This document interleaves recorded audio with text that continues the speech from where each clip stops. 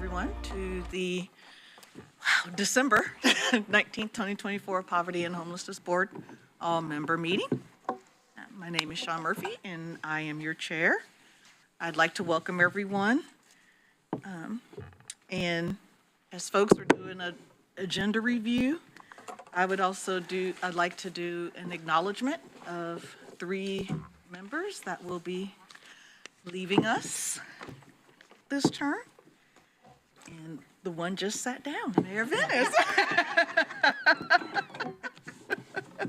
So I'm just going to say a few comments for each of you. So Mayor Venice, over the past 8 years, you've shown a strong commitment to advocate for the needs of all community members. And you have a valuable ability to see the forest from the trees, which has been helpful in moving priorities forward and keeping us focused. You've also participated in numerous task groups throughout the years and always indicating that you're willing to come to any and every table to move the PHB along and to move the initiatives of supporting our most vulnerable community members. And so just want to appreciate you for all the work you've done with us over the years. Thank you. Thank you so much. And I do have this, and I'm assuming they're in order, but I didn't even open them, so let's see if this one's a... I think they're in order, probably. Nope.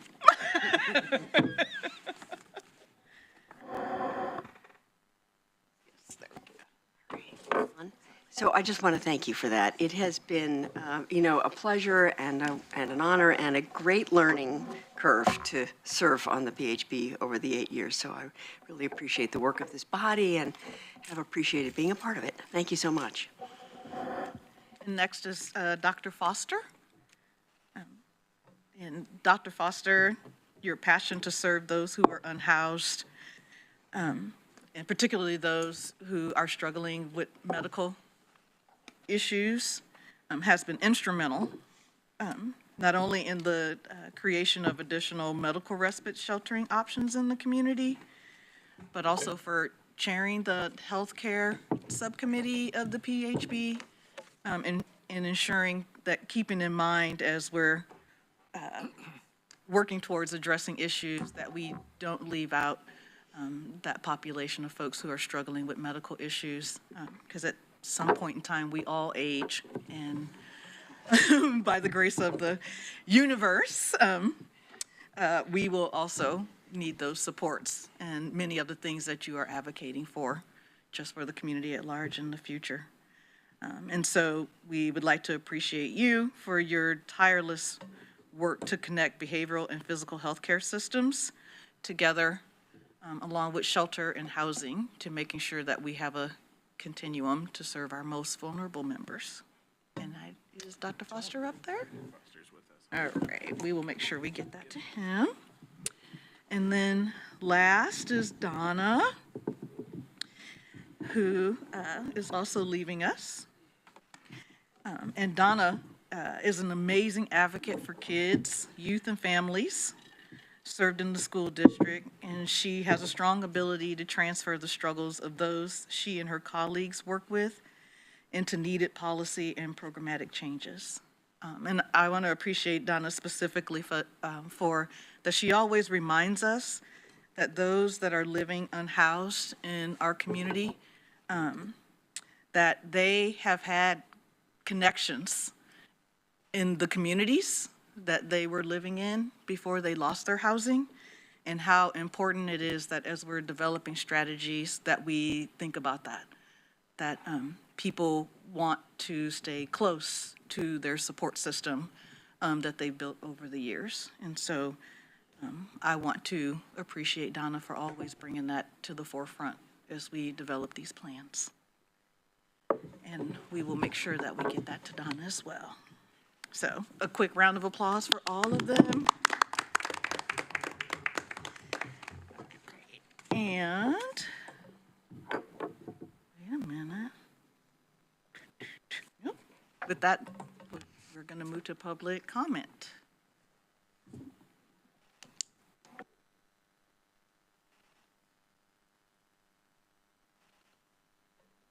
Oh, okay. Thank you, Carly.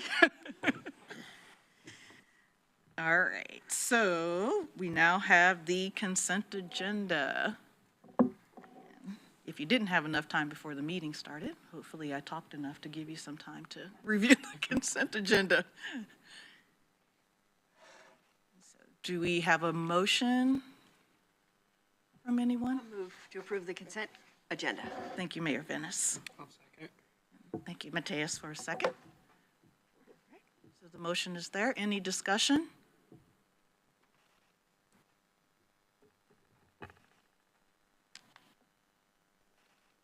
Carly? Carly's my eyes on. So if you wonder why I keep looking that way, it's because Carly's my eyes on the cameras. All right, so with no discussion, all those in favor, say aye. Aye. Aye. Any opposed? Any abstentions? I see one abstention there. Corey. Okay. And with that, it passes. Thank you, everyone. Great. And so we are moving on to Amanda. Thanks so much. I'm just going to be presenting on the annual point in time or PIT count, as we refer to it. You have a document in your packet for reference. We are required to bring this to the COC board for approval of our methodology.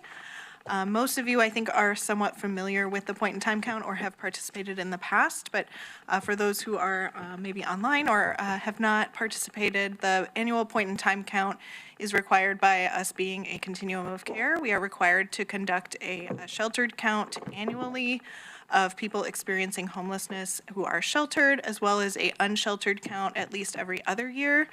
In our community, we do that count, both counts every year, as many do, and is sort of recommended as best practice by HUD. That count is required to happen in the last 10 days of January, and so we always conduct ours on the last Wednesday of January. So this year, our count will be the January 29th, the last Wednesday. And so we are hoping at that point in time to capture, right with our data, who is sheltered at that moment, who is unsheltered. And at that point, we also report to HUD on sort of the inventory of beds and units that we have available in our community. And so together, those sort of give a picture of the people and the beds and units that we have. And HUD uses that information for their planning purposes and for funding allocations, et cetera. It's always important to mention that the point in time count is simply one point in time, and so it's not who experiences homelessness throughout the year. As we know through our homeless by name list and our other local data, we know the number who enter and exit out of homelessness throughout the year can be much greater than just that one night in January.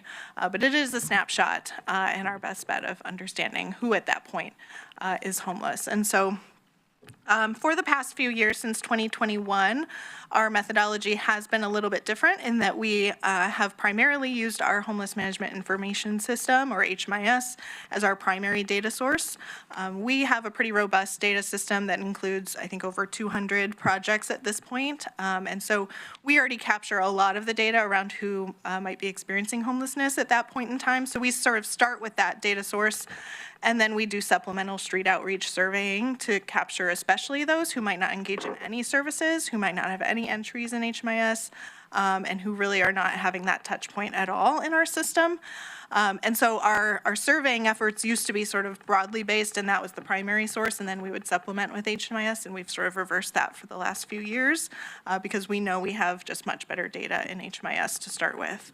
And so our outreach efforts really focus on those areas where we know folks might not be engaging, and this year we're especially focusing on those rural areas, Florence, Cottage Grove, et cetera, where we know there just aren't as robust of services and housing programs that folks might touch that would be entered into our HMIS. So we're especially focusing a lot of our street outreach efforts in those areas to survey and get a better count of those regions in our county.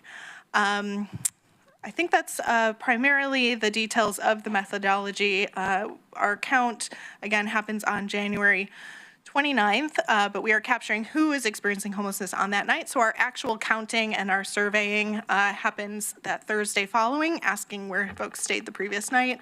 And primary counting happens mostly that Thursday, Friday, but we do have some teams that might continue counting up until the following Tuesday if there are specific events or other things where we might draw folks in to do surveying in different areas. And so we're allowed to do that count over the following week. But we do a lot of the primary counting just in the 2 days following. And so that happens primarily through our Main Street outreach teams. So folks that already do this work have real good knowledge of those locations and where to find folks, and as well as other partners that we work with. And happy to entertain any questions. Otherwise, we are just looking for a vote of approval. Okay, and I did forget, I cannot see the chat, PHB board members online, so please raise your hand or turn off your mic when I ask for discussion. So I just wanted to let you guys know that that was happening. And so I will open it up for a discussion before we put it to a vote. I may have missed it. What does ES and TH stand for? Oh, sure. Those are emergency shelter and transitional housing. Thank you. Those folks would count towards our sheltered count. Any other discussion? Commissioner Farr? Okay. Not a discussion, just a question, maybe it'll lead to discussion. Why on earth do we do a pit count? I mean, do we do it just because we want to? No, we do it because it's required by HUD, so that's part of our requirements is being a continuum of care to get that funding and continue getting that funding. Again, this is the data source that HUD primarily uses.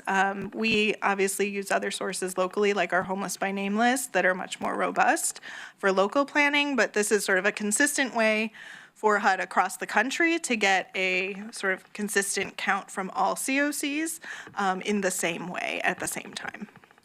And as far as I can remember, we've done pit counts. Sometimes we've gone to pretty elaborate on-the-ground pit counts, which didn't give us any better data than we're achieving today in terms of how we are able to use the data, or in terms of what HUD requires, is my understanding. What the methodology that we're using right now uses far less on-the-ground resource. Yes. But it gives us probably a more accurate, usable count. Yes, we believe a much more accurate count. So the count is a little bit higher than it had been prior, but we do, again, that supplemental surveying to capture those that aren't. And if they're already in our data, a portion of them typically already are captured. So we know we've already got them in our count. But if anyone gets surveyed during that time that is not already in our count, we'll just add them to our count. So it is likely a much more accurate count. And we did submit this to HUD as sort of an alternate methodology since we don't do that broad-based volunteer count, and they have already approved and are very supportive of us using the Homeless by Name list. And that, Carly, go ahead. Yes, the chat says Kate asked me to come down and talk. So, like Amanda described our methodology perfectly, and like that's exactly right. Just wanted to brag a little bit because I can. First, in our recent HUD call, the person who approves alternate methodologies named us specifically is the only continuum of care that's been able to do this year over year and who has documentation that it works. So we're like very much the high standard for doing this. And this week I was invited to a tri-county meeting for the Portland area that's planning their pit count because they wanted to know how we're doing it. So shared our methodology, how it's working. We have amazing data quality, amazing providers. There's a lot going for us that makes that easier. We are also smaller, so that helps. But shared that methodology with them because they're very interested in innovating and doing the types of things we've been able to do. So we're doing a great job. And, you know, in one of my avocations, I'm a softball pitcher. And really, I wanted a chance to talk about what we have done through the years and how it has evolved in Lane County, and exactly what you just talked about, that we are recognized as the place where the most usable data is gathered in the most efficient fashion. Thank you very much. I have a question that also is maybe an obvious question, but the numbers keep going up. And so when HUD gets these numbers, does that factor in when they're thinking about funding, saying, well, Lane County's doing all this work and the numbers keep going up, and so therefore, I mean, does that increase our eligibility for more funding? Yeah, in a way. So some of their sort of funding allocations do factor in the point in time count or your numbers that you are submitting through that count, as well as your HIC inventory. And so they do look at that. I don't have the exact details of how they look at that or at what points, but they do consider that when making funding decisions because they don't have access to our local homeless by name list, that sort of thing. So this is what they use consistently for our COC application. We report those numbers and they evaluate that when making funding decisions. Thank you, Chair. Any more discussion before we put it to the vote? I just want to say thank you to all the outreach teams, because I do think we're getting better numbers now that we have outreach teams that are going out to places where people are and who want to be off the grid, and in the rural areas, I think particularly, where folks they want to be off the grid, and having the outreach teams go out there and to do those counts of people who are really out there in the rural communities. So I appreciate that, and I think it gives us better data. And Sheriff, if I may, just one other exclamation point is that we do this work, and we've done it for a lot of years here in Lane County. And a lot of times jurisdictions wonder, what is it that Lane County does? And how do we coordinate the services of all of the jurisdictions? Well, this is one of the ways that we do it. And it's something that it is prescribed to us as Lane County, and we do it as Lane County. And the cities in Lane County get the benefit of the work of the county and the Pitt County. That's a part of our human services, part of our HSD. So thank you.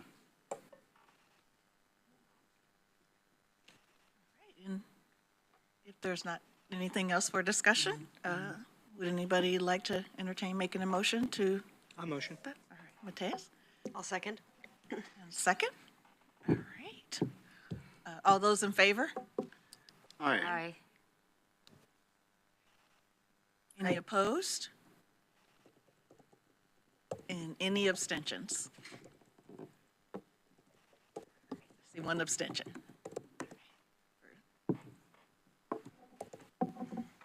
Counselor Corey, thank you. All right, and that passes. With that, yep, that's Brittany down there. All right. All right, we're going to move it and turn it over to Brittany and continue our strategic plan discussion. Thank you so much. Can everyone hear me okay? Great. Thank you. It's wonderful to be here with you all today. There we go. I'm sharing my slides over here, so sorry that I'm not looking quite at everyone.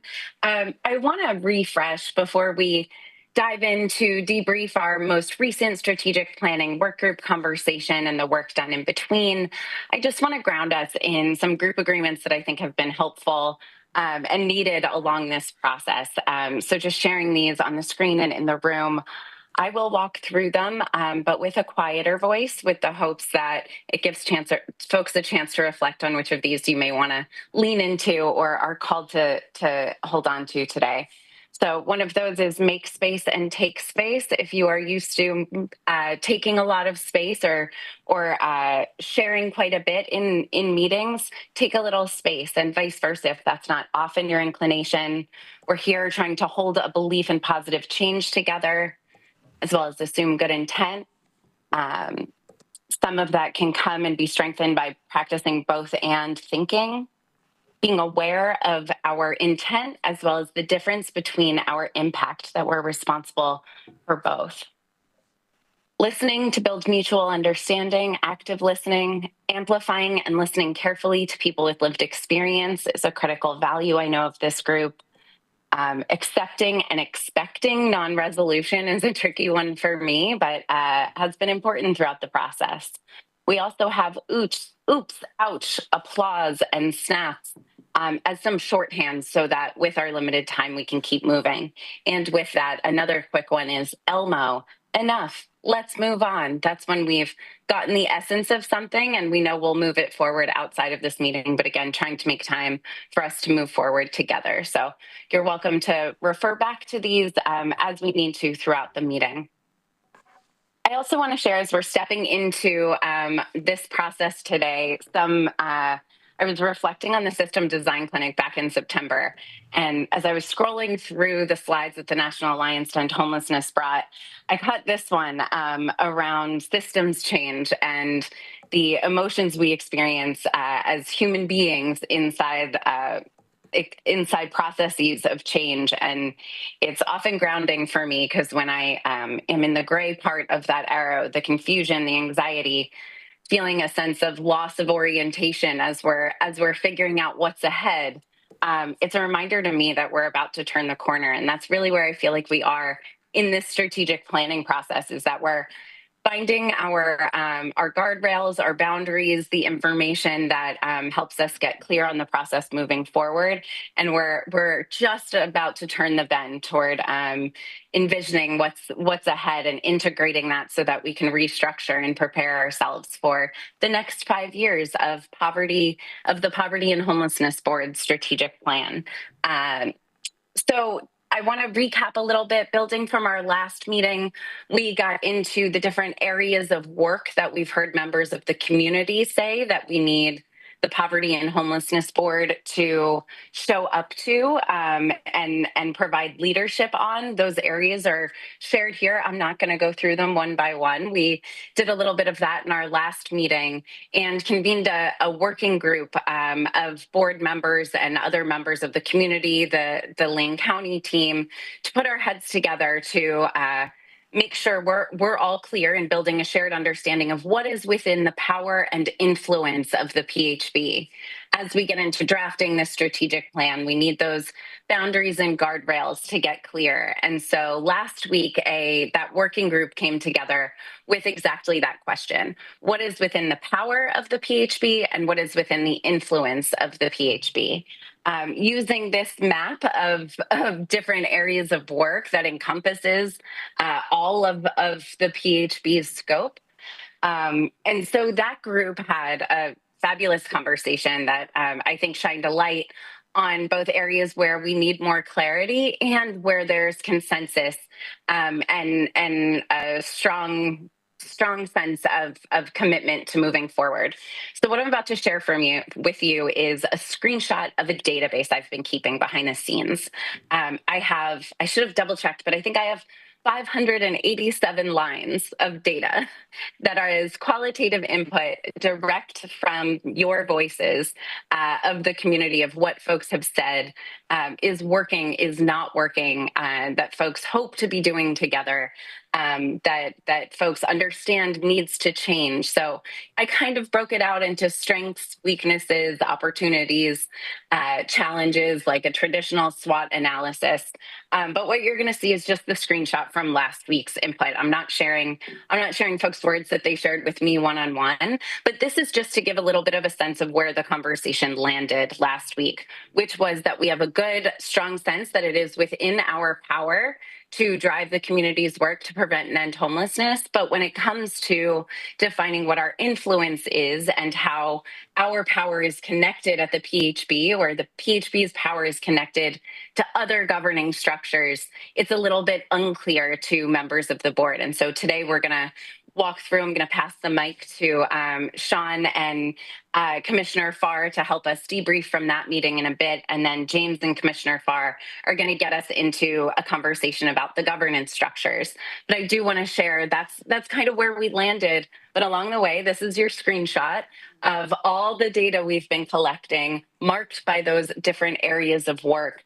And, what I can say about what I see when I look at this is that there is a lot of consensus that community leadership and community engagement are both topics that are well within the power of the PHB. We had strong input around shelter and emergency housing, outreach and support for people experiencing unhoused homelessness. But a lot of the points were around what is the community leadership role as we come together. And, I saw things and heard a shared vision for addressing the housing and homelessness crisis, reducing the stigma and myths around homelessness. This second screenshot is split a little bit between, you'll see on the left, where it says opportunity is what was within our power, strength is what was within our influence. So again, within our power, reduction in the number of people experiencing homelessness, making sure folks have affordable, nutritious food, creating a forum for partners. So it really runs the gamut of the work of the PHB. But where we landed at the end of the day, and I'm going to pass it back to Commissioner Farr and our chair Sean to offer additional reflections on that conversation. Where we landed is that we have a clear understanding of the scope of the mandates here. What we don't know is exactly what the PHB has within its power. So, but we're going to get super clear, I think, on that today over the next hour or so. Sean and Commissioner Farr, do you have any other reflections, either Sean being in those conversations or Commissioner Farr coming out of them?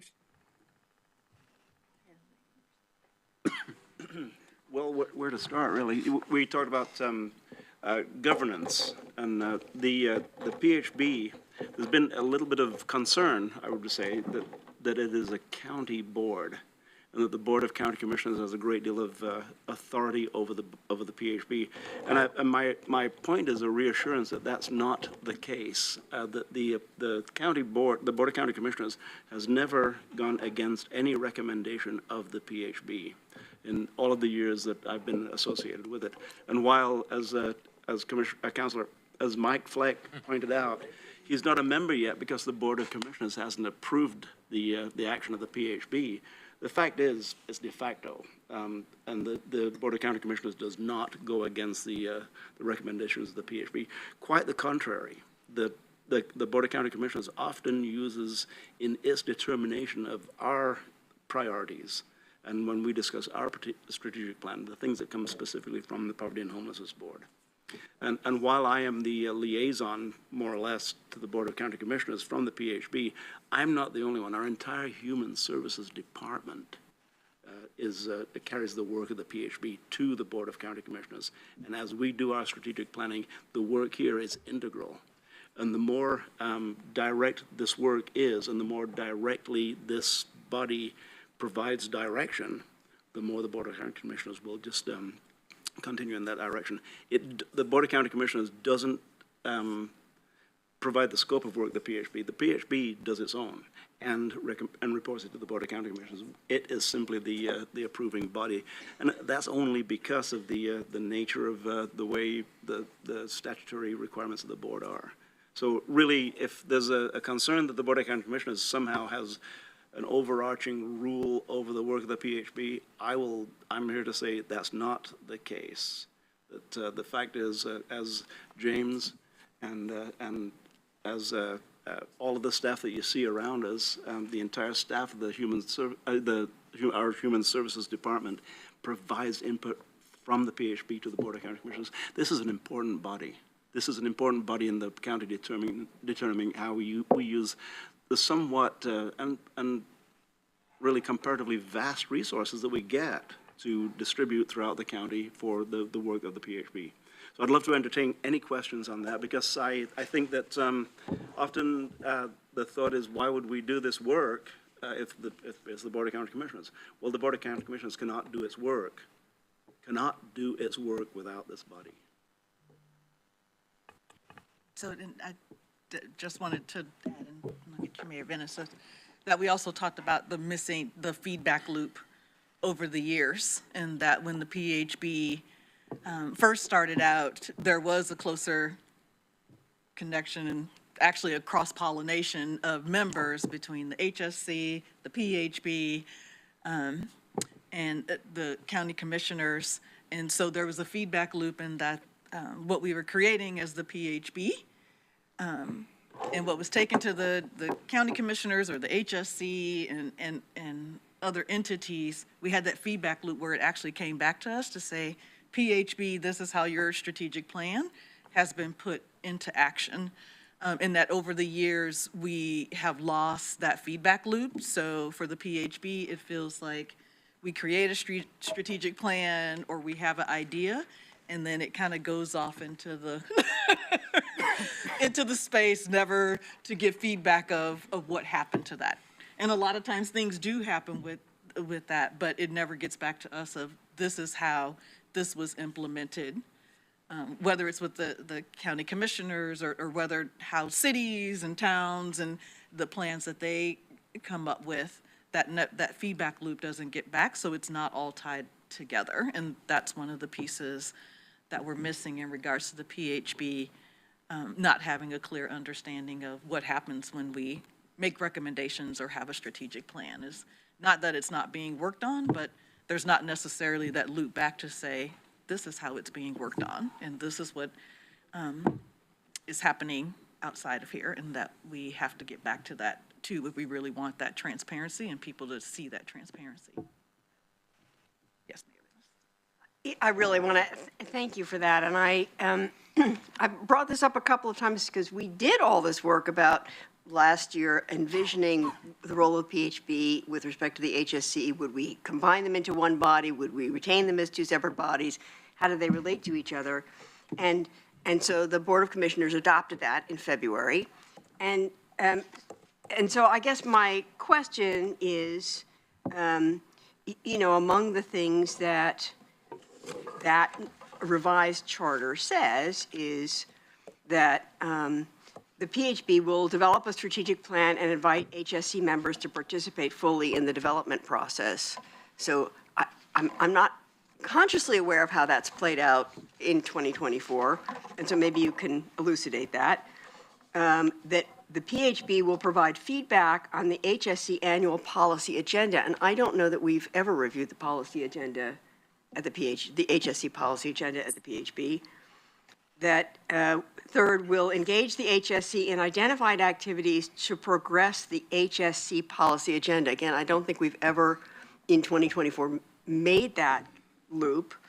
We'll welcome HSC members to meetings, which we do, and collectively host a joint PHB HSC meeting and educational opportunity annually. So, and then actually the earlier thing is, there's more of this, but I think we went through a process, it's played out, the Board of Commissioners has adopted it. It's not clear to me that we've actually followed this year. And so we did all this work to sort of put this in place, but we actually haven't tested it. And I don't know whether it's because we haven't adopted a strategic plan and we haven't done that. I don't know where the HSC is with respect to their work plan, but I would just put it out there that if you know, as a first step, just really considering what it is, this is the adopted policy of who we are and what we're doing, and I'm not sure we've implemented it. And so I guess I'd want to put that on the table, like, this is our approved policy. May I respond? And, you know, there's a bit of a natural reason for some of this, and I'll state that until this last year, I had served on both the HSC and the PHB. Now, for the 2 years prior to that, we had a lot of asterisks in the way we did business as any government entity, not without going into belaboring the reasons behind it. And no small part of that is that HSC didn't exactly function smoothly and continuously during this last period of time.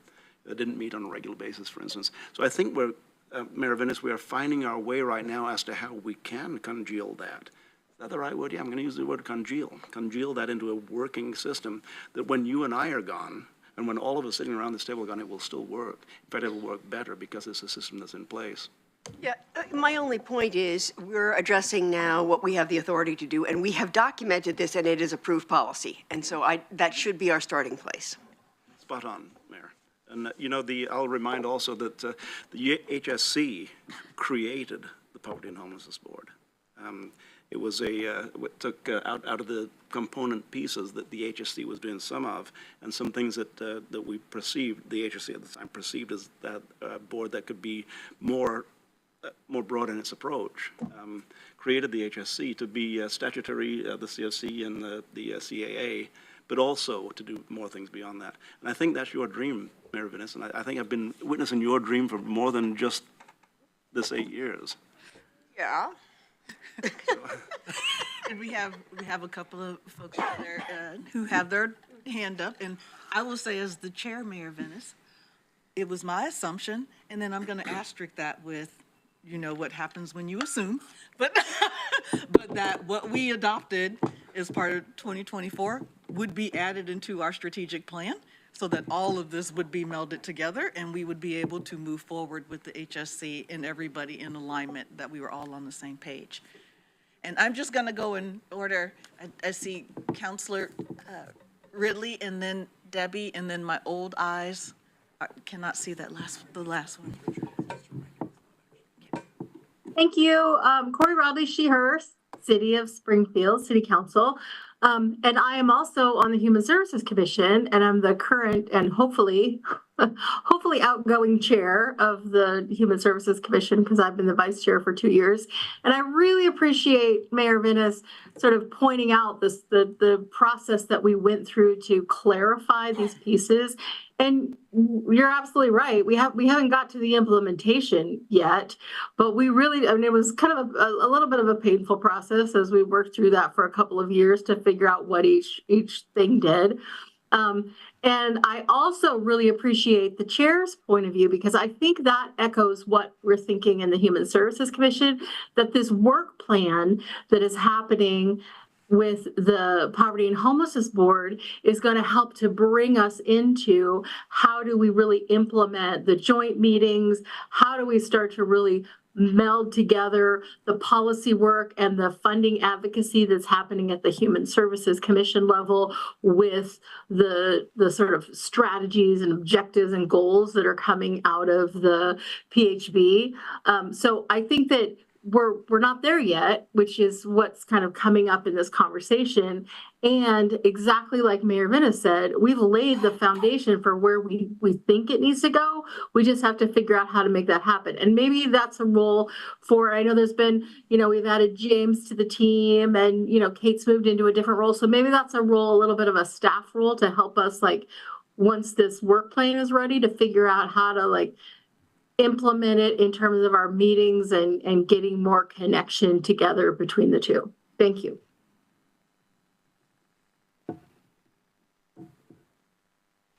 Go ahead, Debbie. Okay, thanks, Sean. So just a couple questions, because I think some good points were raised, and I'm really confused about the process. Although I did an interview with the consultant that was working on disentangling the HSC and the PHB, and I wasn't really sure exactly the process moving forward either. So first question is that in our strategic plan? So I can't remember who asked the question. It was Commissioner Farr, Commissioner Rodley. Somebody asked the question about, is that already in the strategic plan, and are we meeting the goals of 2024? And then the second question would be, who is responsible for that two-way communication from the HSC to the PHB or the Board of County Commissioners? Because that's never been clear to me either. I know how it worked before when the same representatives served in both bodies, but I don't know how it works now.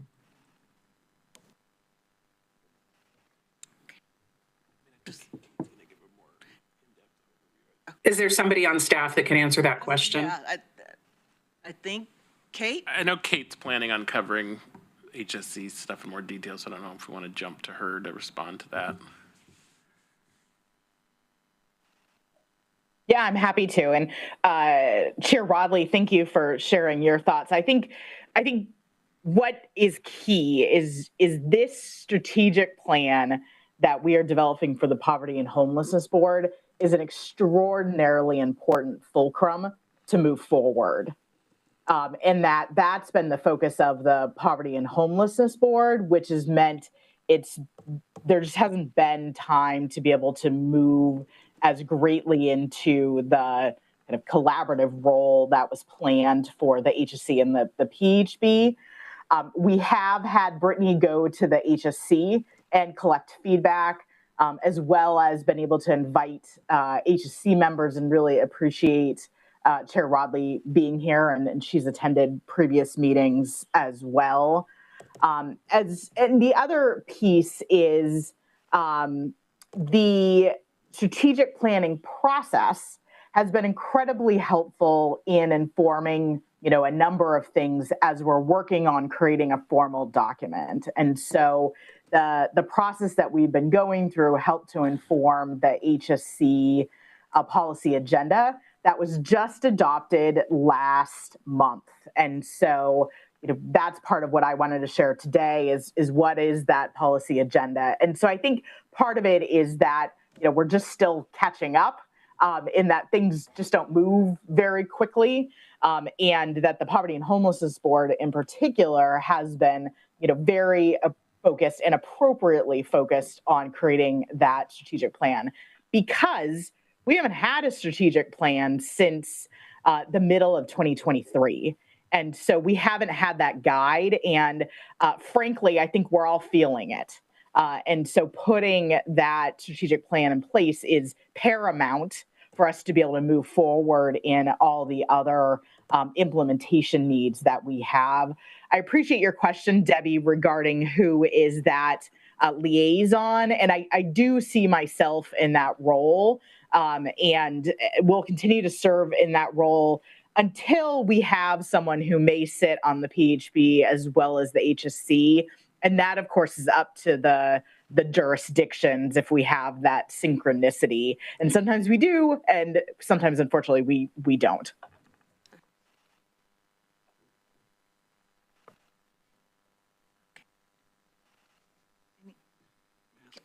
Yes, sorry. Kate, I have a couple of questions just for illustration.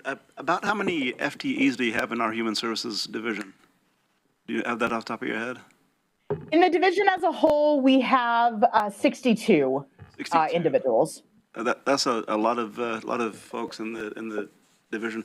A question for you is, of those 62 in the division, what percentage of them do some work regarding the PHB and the direction of the PHB? So we have a team of 5 program service coordinators, Amanda, of course, being one of them. James oversees that team, and then myself. And so you've got 7 staff that have a part of their work within progressing PHB work. And thank you, and that specifically, and I'll get more to my question later, and we can have it maybe at a subsequent meeting as to how many people in our Human Services division actually do some form of work regarding the direction and the interest of the Poverty and Homelessness Board, because I would contend that it's close to all of them, but we'll have that discussion at some point in time. And that is a part of the contribution that Lane County is making to this, is the FTEs that are involved in moving the work forward. The Human Services Commission historically has been funded by Lane County, City of Eugene, and Springfield. Is that correct? And we can talk more about the history of the funding that's actually been budgetarily allotted to HSC from each of those jurisdictions. But that can, Chair, that can be at a later meeting to dig deeper into that. Okay. And Catherine? I think Richard has had a hand up. I'm not sure. And I'm going to say, what I'm going to do today specifically around this one is, Richard, I will get to you, but this seems to be the crux of the issue that the PHB board members are struggling with. And so I want to make sure that we're all on the same page and understand where we are to move it forward. And then I'll get to Richard. So, but I feel like we've gotten bogged. We're stuck in this part with developing the strategic plan, and the community is relying on us to put together a strategic plan. So I want to make sure that everybody on the board gets their questions answered, and then I'll get to Richard. I think for me, where I feel like I have been sort of in the mindset of feeling like that. I think I hear and appreciate, the desire to like fold in sort of more of that like cross collaboration into a strategic plan moving forward, as a way to kind of like build some structure around that. And that feels really important.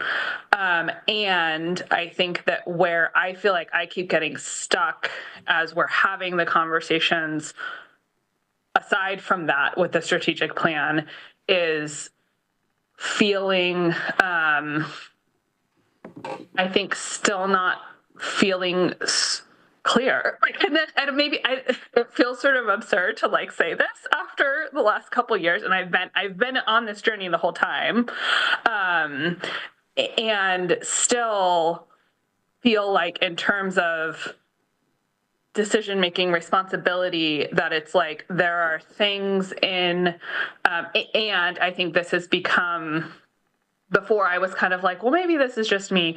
And I think in the work that with the system design clinics in the fall and like some of the perspective that those folks were able to bring around the idea that it's like the continuum of care really is intended to be the thing, right? It like is intended to include work that I think we're sort of putting under the HSC. And so that's where now in kind of the new round of this conversation, I think I'm struggling with how like increased communication is going to address that, because I think it still kind of diffuses the like power, influence, right? All of these things that I think should live sort of within the PHB as the COC and the Community Action Board. And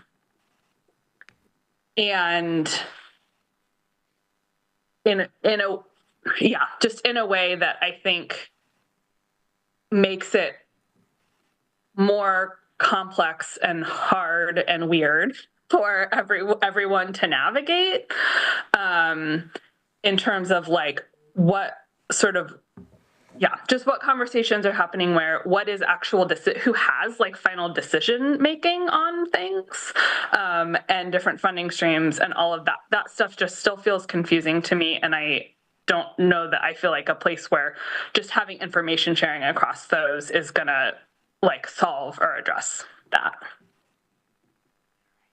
Thank you. And Brittany, I'm wondering if you feel okay, because I know James said that Kate was going to do a presentation about some of the questions and things. So do you think this would be the place to do a little switcheroo and let Kate give us some of that information? I think we'll actually start with the slides that James and Commissioner Farr put together that we have up, that maps. This is following the co-chairs meeting last week and following the working group conversation. James and Commissioner Farr took the time to put together the interplay between the Board of County Commissioners, the PHB, and Lane County staff. And I want to hold on to, Catherine, what you're naming here, I think relates to just the spectrum. And it's so helpful to ground in history that the HSC created the PHB. We're going to stop it with the acronym soup for a little bit, because I know we also are building understanding. So I'm going to check myself on that.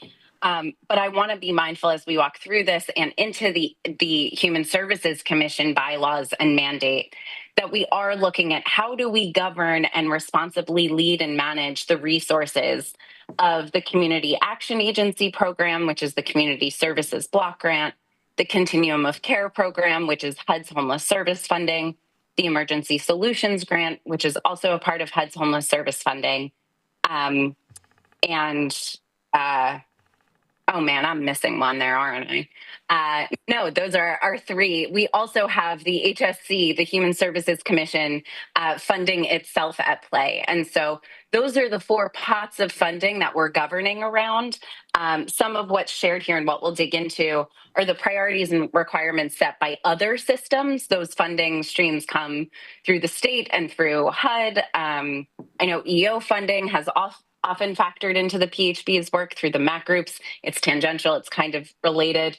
But here what we have are some of an overview of the requirements as these three bodies address them. And also we'll move from there into an overview from Kate of the HSC and get into discussion around what else do we need to clarify and how we're moving forward from there. So we'll spend hopefully the last half hour, 25 minutes back in discussion. But James and Commissioner Farr, I'm going to turn it over to you for this slide.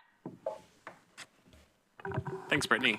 I think Commissioner Farr touched a lot on the role of the board of county commissioners in this process. This slide is not all inclusive of everything that the PHB is responsible for in their decision making, but I thought it may be helpful just to quickly kind of go through what the key pieces are and recognize really the power that the PHB holds, especially in light of Commissioner Farr's comments that the commissioners really look to the PHB as the experts and are going to ultimately approve the recommendations that this board creates. So in looking at some of the roles and responsibilities of the PHB, this board has the authority to designate the continuum of care collaborative applicant, so actually deciding who the COC entity for our region is, establishing performance targets for the projects that are funded, conducting the year-round COC planning. Often you'll hear from Amanda and other folks coming to this board with ongoing planning for the year. This board is able to develop the program and financial priorities through this strategic planning process, as well as the community needs assessment that we conduct. Reviewing, funded activities, funded projects, reviewing their efficiency and effectiveness, looking at outcomes, ensuring that the funds that are being used effectively. This board develops priorities for projects to be funded through the strategic, did I just say that one? No, through the strategic planning and community needs assessment process. Obviously, this board determines who the new PHB members are and reviews bylaws. And then I think, importantly, and I think sometimes is not recognized always by PHB members, is that this board really is the entity that has the first kind of eyes and engagement on requests for proposals for community action and homelessness related programming. And that includes engagement with League as well. And so there's a lot of influence and authority that this board has in relation to the projects that are funded in our community. I'm not going to go in depth on the Board of County Commissioners role. I think Commissioner Farr did an excellent job of highlighting that piece. I think very importantly, his mention that the Board of County Commissioners has never voted against a PHB recommendation in the history of the board. So it's really the PHB making these decisions and the Board of County Commissioners recognizing that this is a board of experts that know what the community needs.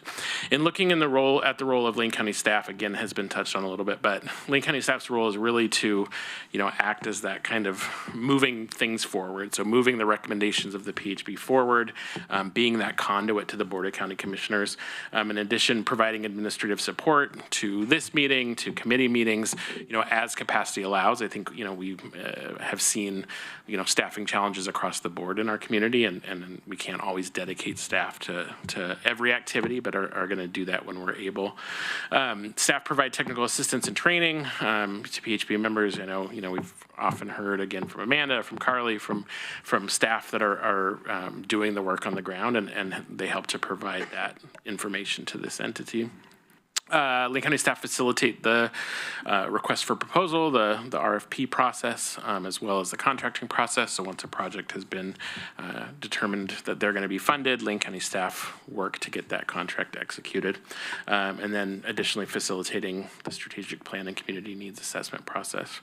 So again, not all encompassing, but I think it was, coming out of the work group meeting we had, I think it was important to just clarify some of these roles. And for me, I think it's really important just to, again, emphasize how much of the power lives with this board in this process. And Kate's going to get more in the details regarding the interplay with HSC, which I know is kind of the crux of what we've been talking about today. But any questions about any of this? Commissioner Farr, I don't know if you wanted to add anything. Mayor Venice. Just a quick question, just a sort of a point. From my perspective, I think the PHB's role with respect to federal dollars is clear. Like, this is not where I'm struggling, right? I think the struggle that we have is with dollars that are not continuum of care dollars and what our authority is and where that influence is. So that's, I just want to plant a flag in that's where the confusion really is. For sure. I think, yeah, that's understandable. And I think after Kate touches on her piece, she can probably dig into that. Just ever so briefly, we have how many, 16 cities in Lane County, and 5 pretty strong unincorporated regions, and trying to coordinate the efforts among all of those 16 cities. We have one huge city, one pretty darn big city, and a lot of relatively small cities. And in order to make certain that the distribution of both services and funding goes from the top of the Three Sisters to Heceta Head Lighthouse, with the bulk of it being concentrated where the people are concentrated, right here in the middle, it takes tremendous coordination among the jurisdictions. And I think that's one thing that we can work on as a Poverty and Homelessness Board is how can, first off, the priorities of the jurisdictions be brought to this body, and then how can the decisions made as a consolidated body be redistributed back to the jurisdictions. I think it's important that the city of Eugene and the city of Springfield and that the other municipalities have a strong input into how this body works. Otherwise, it's not going to work. And otherwise, we're not going to be able to get the decisions made by this really unusual and rare body. There's nothing like this in any other county, any place that I've seen. How we can get the coordinated decisions of this body back to the different municipalities, which have different funding mechanisms, different priorities, and certainly different levels of service.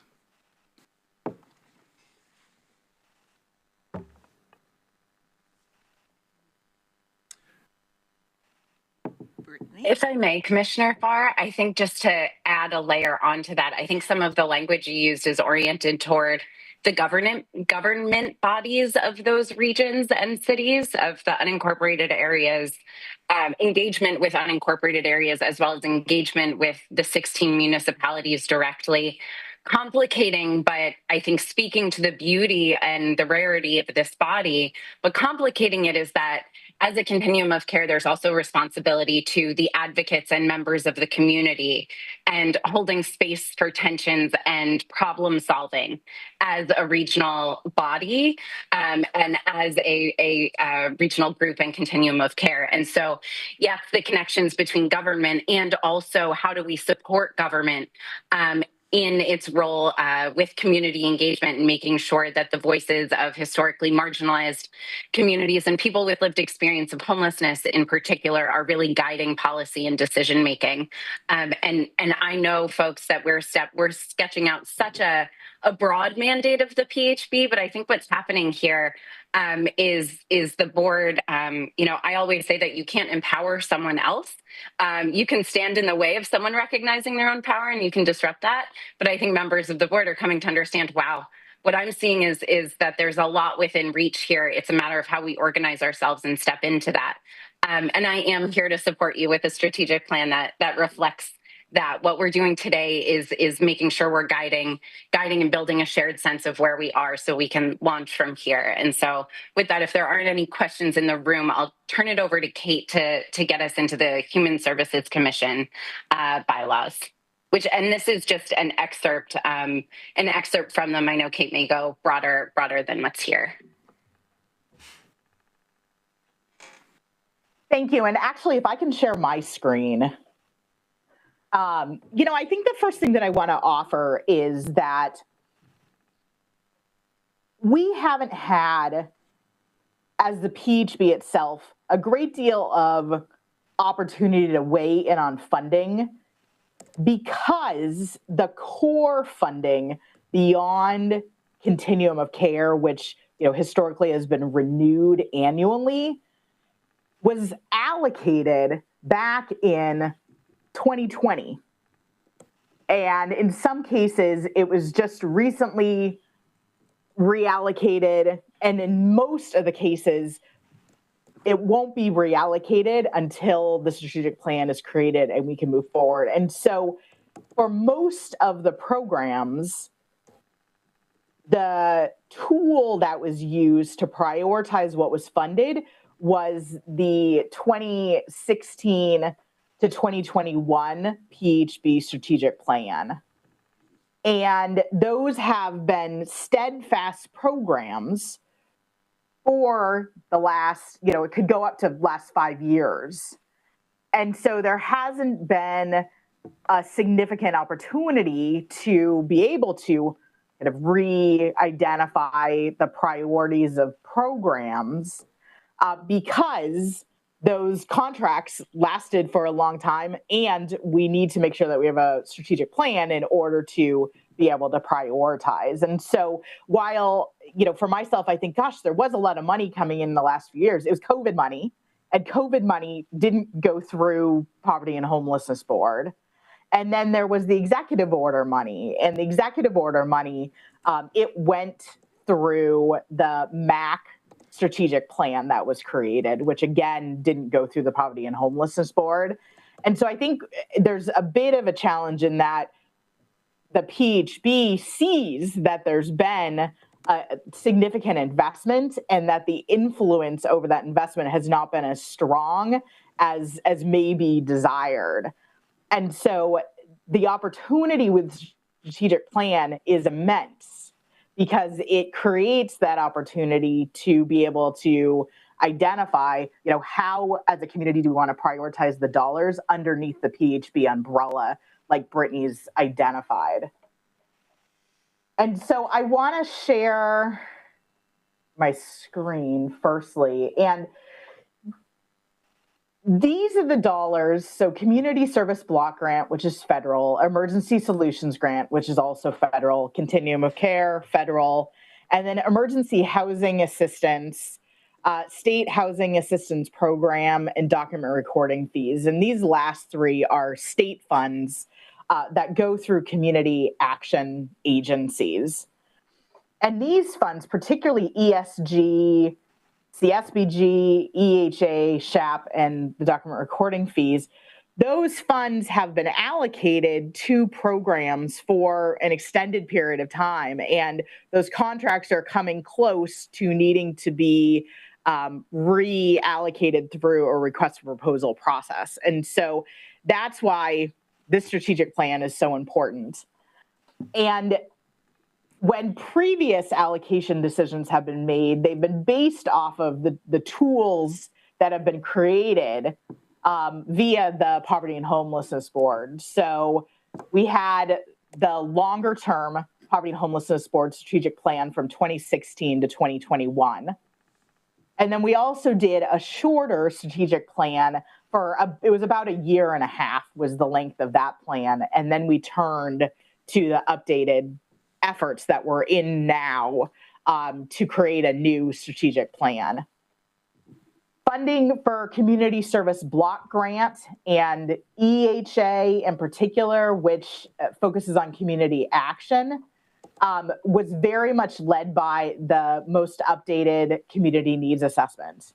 And the request for proposal that was just done this year prioritized the programs that were identified as being the highest needs through the community needs assessment.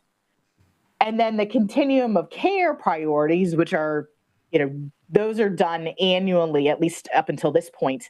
And those were prioritized through a work group that is convened every year with Amanda as staff. And so with each of these tools as a priority guide, requests for proposals are created around specific focus areas. And then contracts are put in place for 1 to 5 years, and it really just depends on the funding source. Usually longer is better, just for program stability.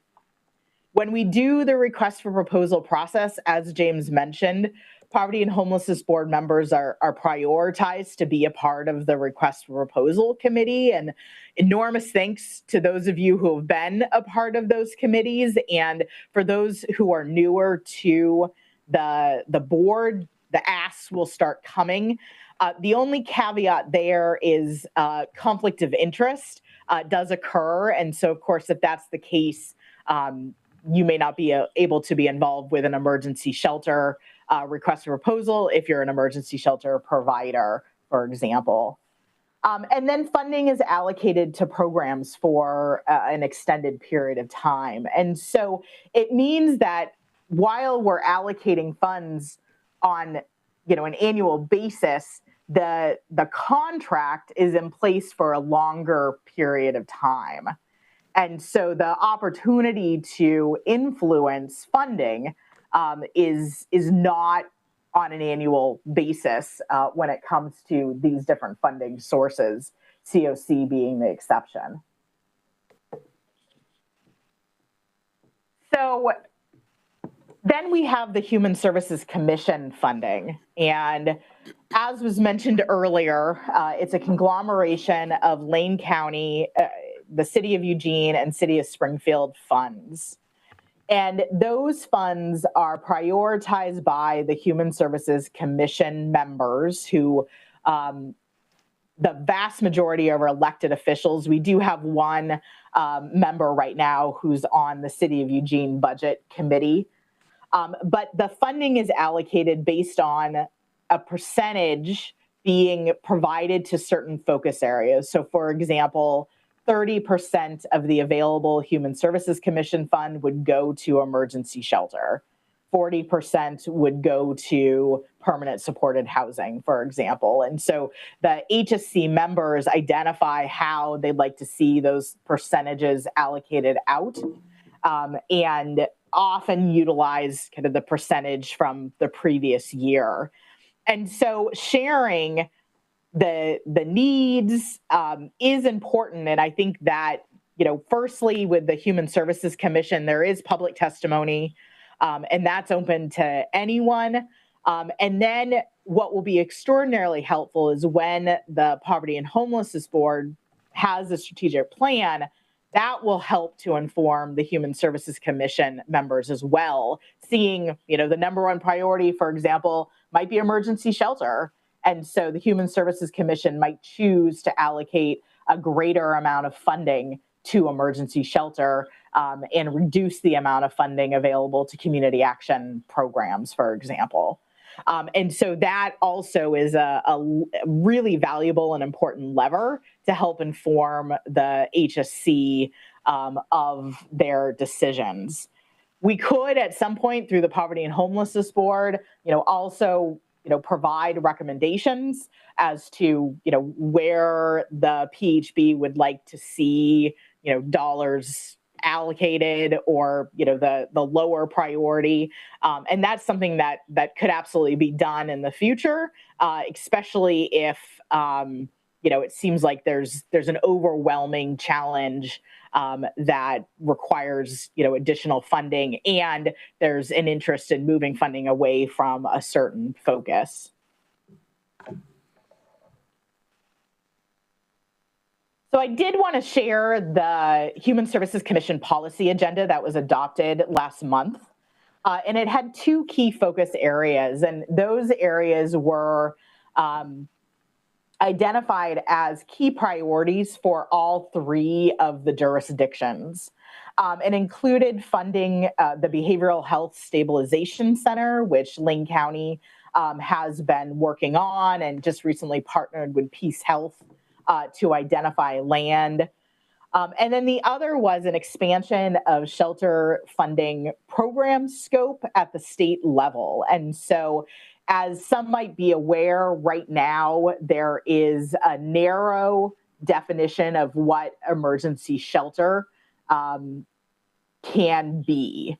So, for example, if a shelter doesn't provide heating in an independent living space, like a tiny home, that it's not possible for that program to be able to receive funding through state shelter funds. And so there was an effort through a shelter work group that both Lane County and the City of Eugene were involved with. The mayor sat on that work group as well as myself. And that effort was successful in expanding what emergency shelter funding can pay for from the state level. And that's exciting. It just creates more opportunity. It may not create more money, but at least more opportunity.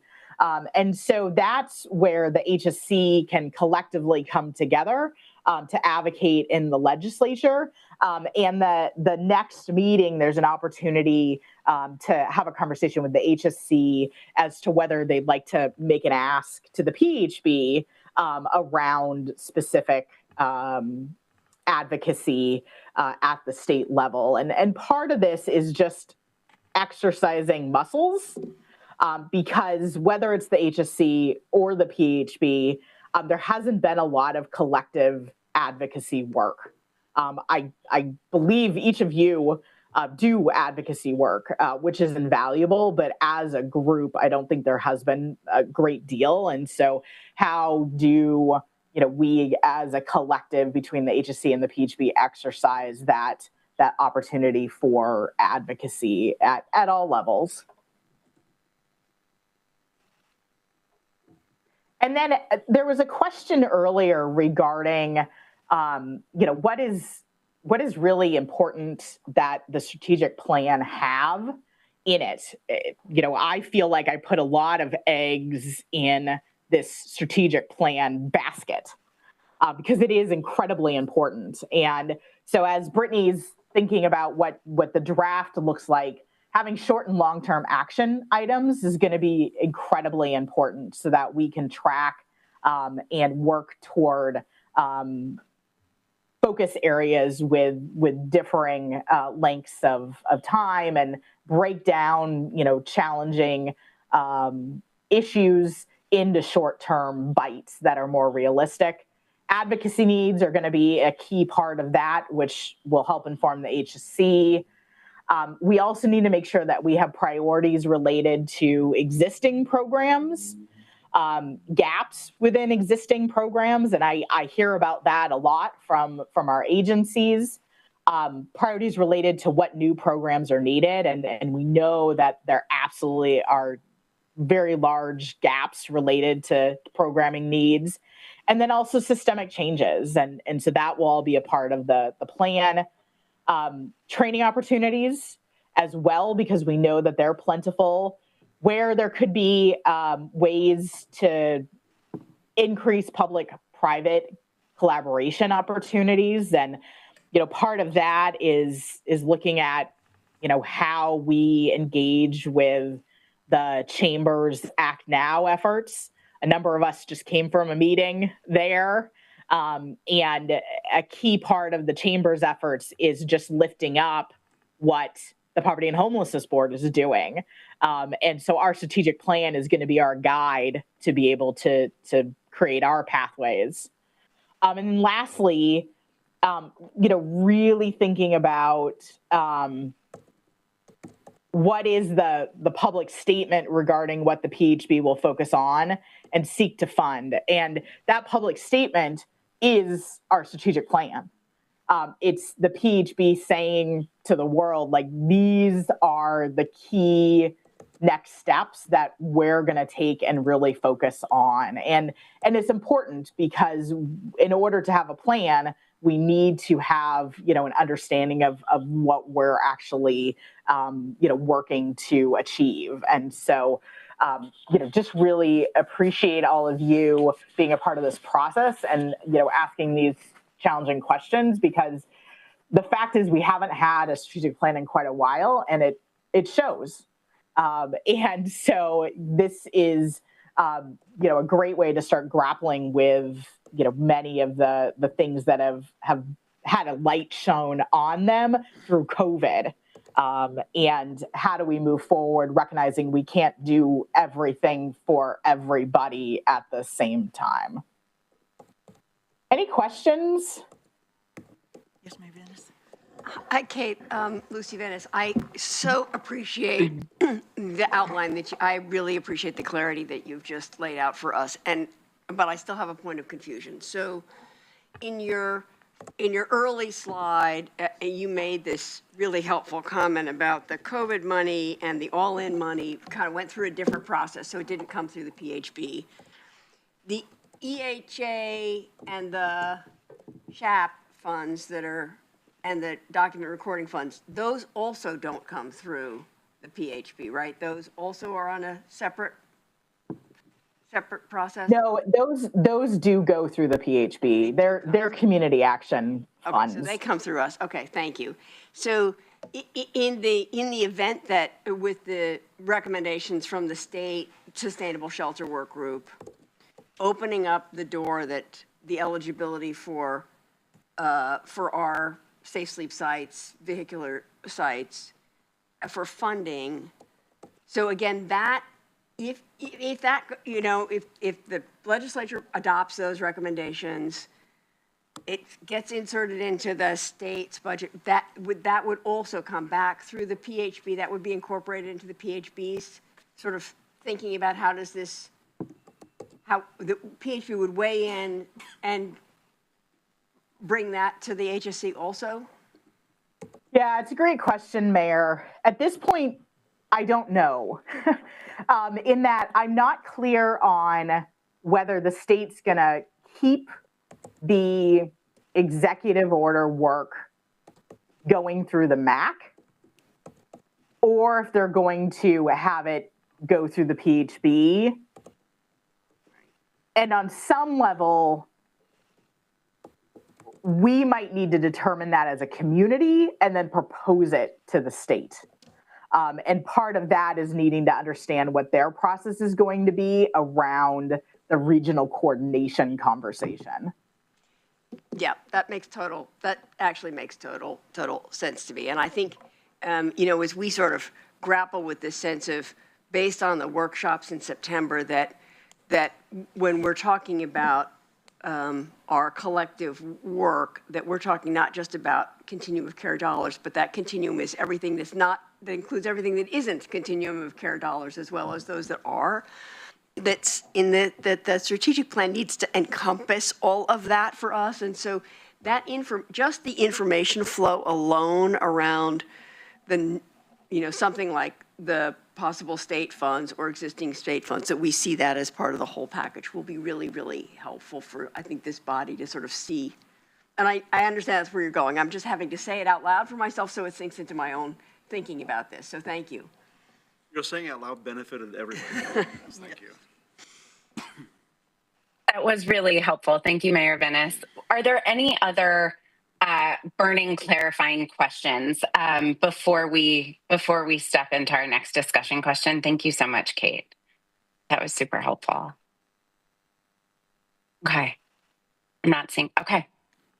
So here we are. I recognize that we are tight on time here, but we've been bubbling, I think, around this question ultimately as we've gathered information and clarity.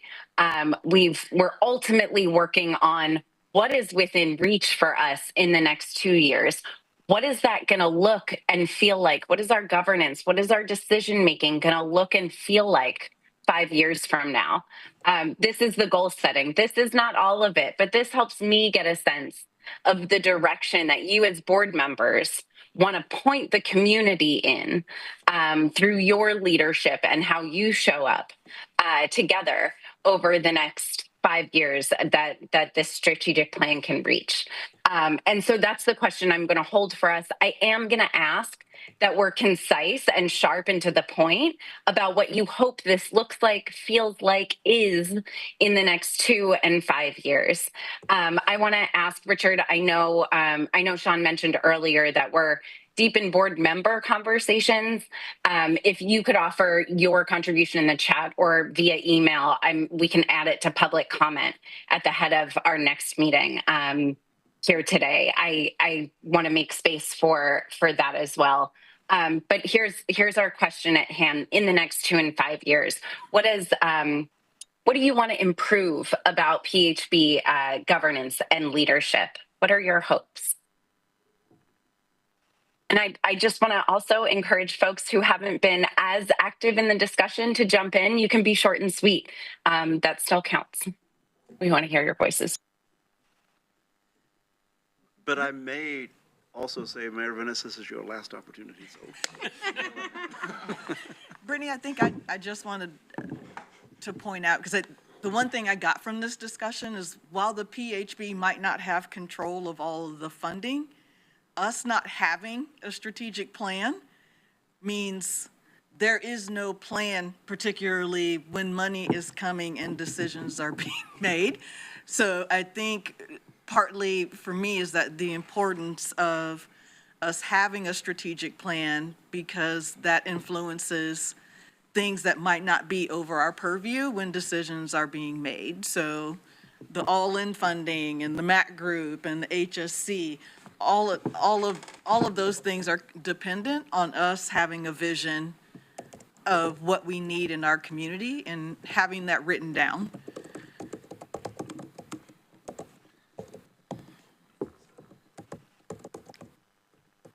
Now for all the quiet people. And remember, board members, we can't see your chat, so you'll have to talk to us today.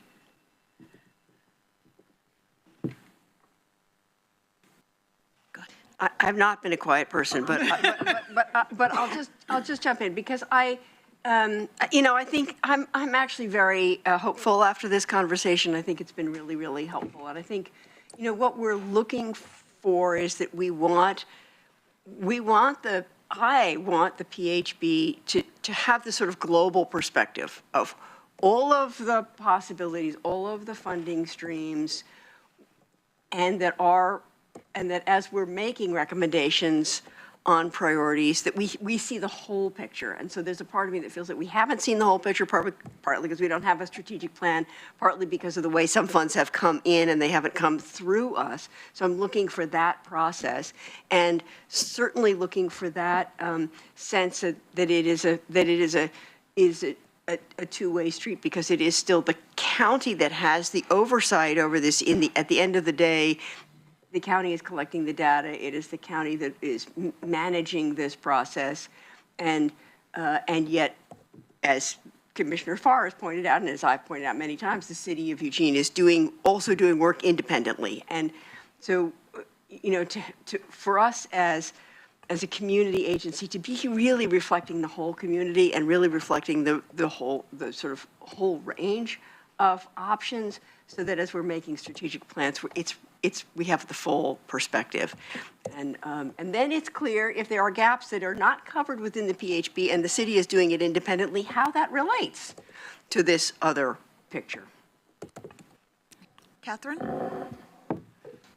I think I would echo what Mayor Venice was just saying, of really feeling like, I think my understanding through some of these conversations and the alliance work is that is really what the PHB ought to be, is sort of that bigger picture, system-wide central place that is happening. And so I would love for us to get there, and recognizing that may look different than what it is right now. And there may be different roles than kind of what is currently outlined. And there are functions sort of within that. I was just looking back to the slides that came out of that around like the system-wide buy-in, and more of like a bottom-up and less top-down, like some of those things that are not necessarily how we're functioning right now, but that to me are feeling more and more important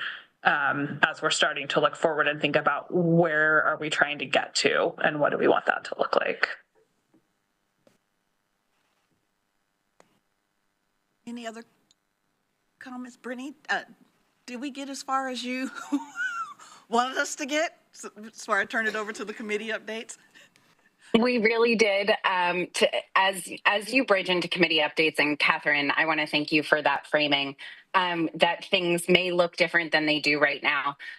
Richard, I think what just unfolded in the chat is worth bringing into the meeting, that right now League is not formally represented at the PHB table. And so we've had a dynamic where PHB members of the board are participating, and we've had space in our PHB meetings for members of the community to also be weighing in on conversations. We need to make space for everyone and reconfigure what our flows and cadences look like so that we can center, Richard, the perspectives that you're bringing from League in this process. I apologize that we're not there in this meeting, but we are I will be in touch. Based on this conversation, we have such a great launching point to make sure that others in the community, the working groups, and others, league included, have a chance to weigh in. Now that we're taking on the full power and mandate of the PHB that's outlined, we can really step into it. So I'll be doing some outreach to league and other members of the community, and you guys will have a draft from me. That PHB strategic plan sub working group and the program service coordinators, they'll have it January 17th. So that's my updates. Thank you so much, Sean, and it's been wonderful working with you all this year. Thank you. All right, so we're going to be rolling right into committee updates. Catherine, do you have any committee updates?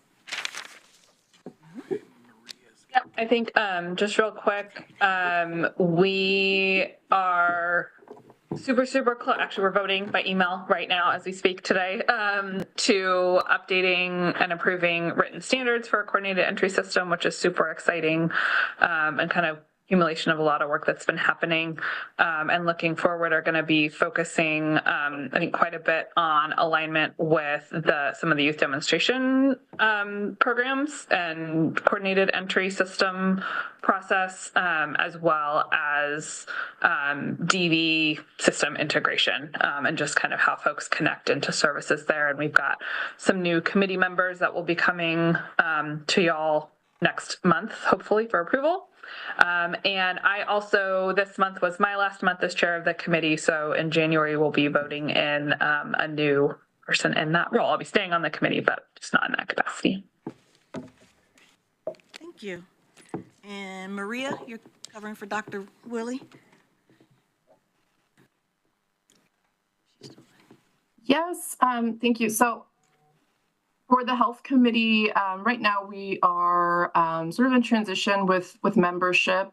So we have a couple of vacant spots for membership, as well as a need to recruit a new chair for the position. And so at our January, we are skipping our December meeting, but during our January meeting, we will flesh that out further. We're also working on the distribution of a discharge placement survey. I'm gathering more information from a variety of providers in the community who do medical respite and or provide a higher level of care for folks. So working on getting that survey out in January. Thank you. And I know we have 1 minute. I am not going to rush the committee updates. Hopefully folks can stay and listen to what's going, and then I'll adjourn the meeting. Richard? Thank you. This will be my last appearance as chair. I'm now the former chair of League. We have voted in a new chair, and I think Art will do an excellent job, and he'll be representing League at this time next time you have an all-member meeting. In the meantime, I can tell you that League is still working on its strategic plan itself, and that includes trying to find a designated space for people so they know where they can go. And it's really important, very important to know where that can be, and it just takes the political will to do that. So we are still trying to fight that fight, and as well looking into bathroom access, and we're also looking into what is going on with the vacant buildings and lots that are around, and see if they could be accessed for a good purpose in serving the unhoused community. And I know Commissioner Farr did look into that subject at one point. He feels he wants to address that. I know we're short on time. So that pretty much is where we're at with League. Because we're short on time, I'll leave it at that. Thank you. All right. And then the Youth Homeless Solutions? I can jump in for the Youth Homeless Solutions and the Youth Executive Committee. We've kind of been working on the same thing in both of them, but we finalized the youth survey for the pit count and the magnet event that we're going to be having at Youth Era, the drop downtown. we have been talking about a work group name change for the Youth Homelessness Solutions Work Group to be more inclusive and inviting of other agencies to get more voice around the table. And determined the focus of next year to be around workforce. Thank you. Amanda, COC? The COC committee is not currently meeting, so I don't have an update, but I will say that we will convene probably early in the next year to do some COC tests. So if there are any members who are interested in being a part of that committee, please reach out to me. Thank you. That's the end of the committee updates. I just want to say thank you to Catherine and Richard for chairing the committees last year. And since we are only 2 minutes, we're going to wrap it up. Thank you, everyone, and we'll see you back in January. Meeting adjourned. Thank you very much.